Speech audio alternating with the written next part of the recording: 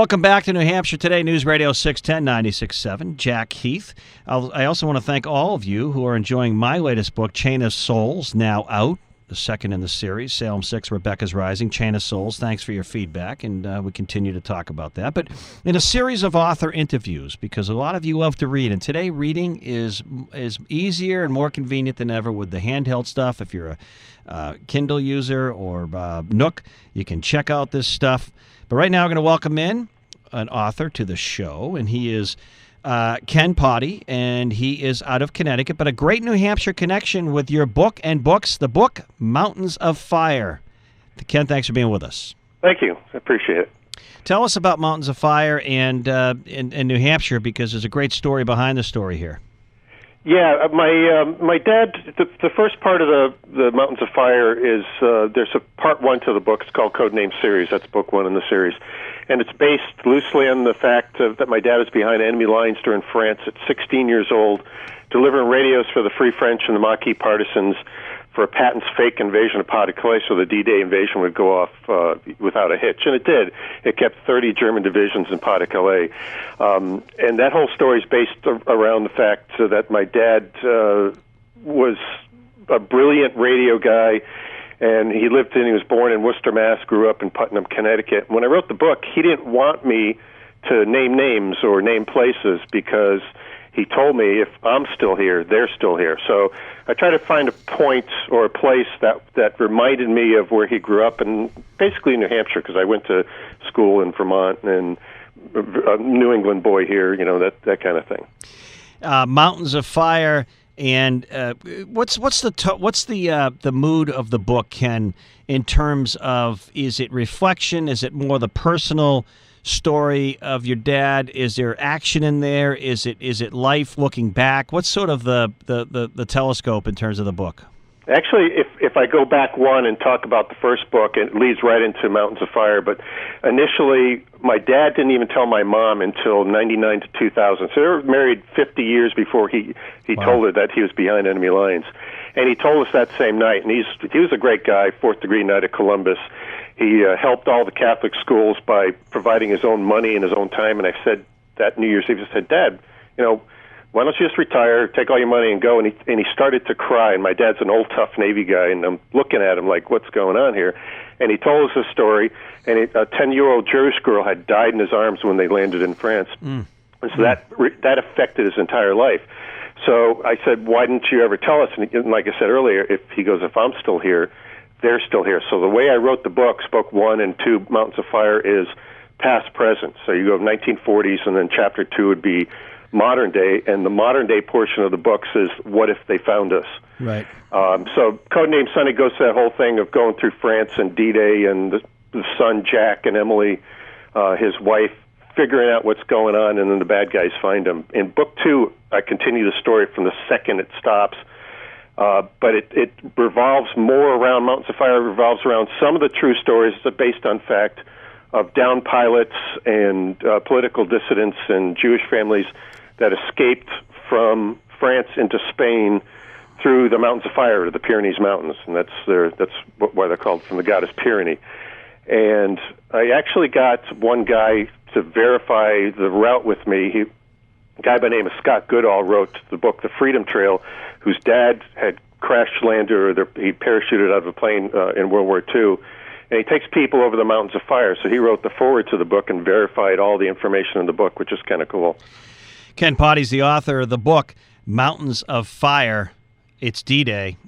Ken, I want to go back to something you said about that generation. My wife's dad, like my father, was a Marine, but he fought in Japan, and it wasn't until in his 80s, in a car with one of his grandsons and our nephews, did he talk about being on the transport mission that actually transported one of the legs of the atomic bombs used to end the war. Well, Never talked about it.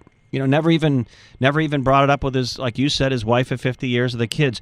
Why was your dad and that generation, more reticent, or they buried it within themselves? Obviously, they dealt with the same thing that all veterans deal with, after serving, the stuff they see, God only knows. But why the burying it, not being more open about it during their lives?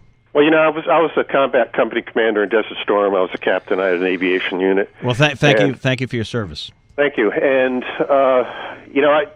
I don't really like to talk about it either, because it's like what I went through was not even a tenth of what some of these guys went through. So I remember my dad talking time and again. He was a combat medic in the Navy after he did this time service behind enemy lines, and he said, it take what they saw and just the mass amount of casualties and death surrounded them. When you come home, you want to start a family and you just want to forget about the past. I mean, how many of us walk around and go, oh, let me remember the worst time in my life, and just continue to bring it up. So I think they buried it. I think also combat stress syndrome, PTSD wasn't known at that time, and we're just figuring out all this stuff now. So I just think they just want to get on with their lives and enjoy their lives and their families. So they but over time you're looking. They need to get it out over time. So I think, before they die, I think they want to, tell somebody. Well, it must have been somewhat cathartic for you to write about your dad and family, as well as maybe your own experiences having served. It must have been somewhat of a healing process for you. Yeah, actually it was. And it was kind of it was a very cool thing, because I would sit down with my dad and usually take a little more bourbon to get him to talk about some of his stories. But once we got that initial story out, and I think he talked to me because I was in a similar situation with being an Army combat veteran, that kind of thing. And I think he never talked to my brother about it. He definitely wouldn't talk to my mother about any of this combat stuff. So, I think it was a healing process for both of us. Well, I love the New Hampshire connection with characters Jack and Emily. The book, Mountains of Fire, the author, Ken Potty. It's D-Day, Mountains of Fire, it's D-Day, the book. Online as well as paperback. Tell us where to get it, and maybe a home website. Sure. You can get it on Amazon. You can get it on Nook, Kindle. It's in all the stores. It's self-published, so it's going to be. They'll probably have to order it for you, but you can download it on the Kindle and the Nook, or buy it hard copy or soft copy. My website is www.kenpottie.net, and it's looking good so far. Well, before I let you go, because I didn't know you self-publish this, Ken, maybe another huge subject for another time, but a lot of people, everyone says there's a book within everyone, and I've had 2 books out now. I didn't self-publish, but how and why the self-publishing route?